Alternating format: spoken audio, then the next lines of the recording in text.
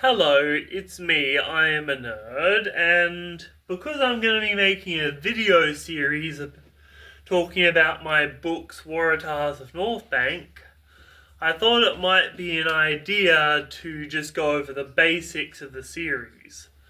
So, tell me, do you like shapeshifters in fiction?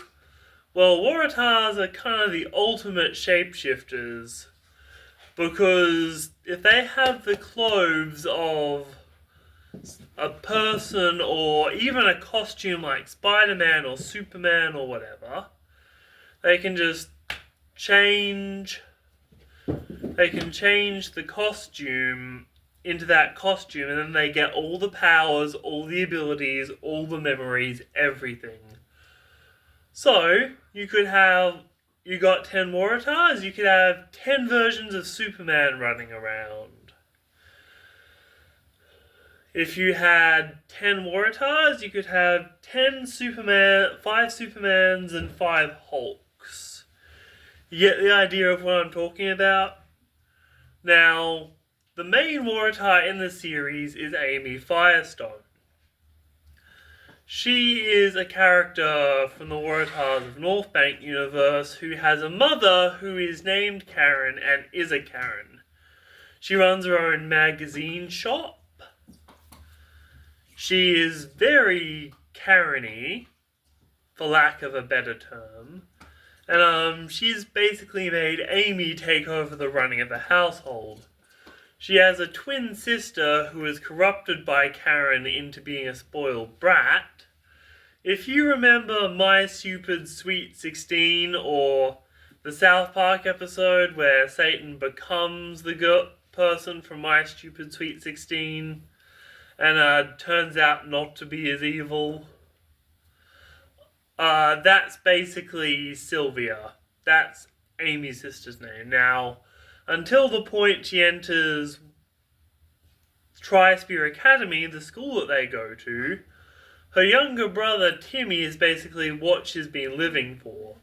A young boy who has similar Waratah DNA, as you find out in book 2, who has a really powerful set of abilities, who is just a crazy kid that you'd see in a supermarket running around.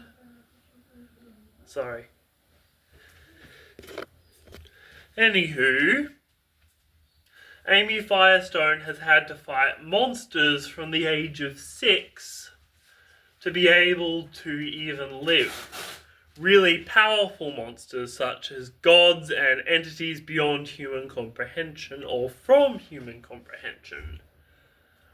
Now, her mother signs her up for a school one afternoon because, she hears it's very prestigious and she thinks it's a good idea.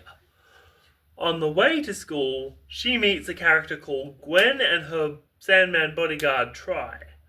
She knows that Gwen is a half-elf, but doesn't recognize the semblance of the name Lockblood. The person who is actually really powerful is her father, who is Simon Lockblood, and Gwen is rather famous too, being the daughter of a political affair. Now, Gwen is not defined by her father's relationships. Gwen is her own person and is actually very cheerful and light-hearted. She's the kind of character who you just want to protect and want to make them feel good. And well, Gwen from the Waratahs of North Bank universe is a very good character that a lot of people like. Now, Try, he's a free Sandman hired by Simon Lockblood to look after Gwen. Now, I want you to keep in mind a Waratah's powers at this point. An average Waratah could become Galactus and fight Try. So, to protect a very high-up political figure's daughter, you would need to be able to take on Galactus-level threats, at the very least. At least someone like Superman. Now, Try, as a Sandman, is one of 2 servant races to Waratahs, although he is a free Sandman who chooses to work for Gwen, not Simon. and I'm Gwen's best friend. But Sandman and elves both serve Waratahs because they lost to them in a war. And as the ultimate insult, Waratahs raised Sandman and elves from the dead and brought them to life. Raised the Sandman and Waratahs dead and made them be alive again to serve the Waratahs, basically a magical contract. Now, keep in mind, a Waratah can become anything, but they do have an endurance limit, which means the more power they use in their character's form, the more tired they get. If they get tired enough, they could collapse from fatigue easily. Now, another thing I want you to keep in mind for my Waratahs of North Bank vs 40k videos is Waratahs are incredibly powerful. Sorry, I was on something there, but I forgot it now. Waratahs are trained from childhood to be able to use the powers of their costumes better than the people using the costumes themselves.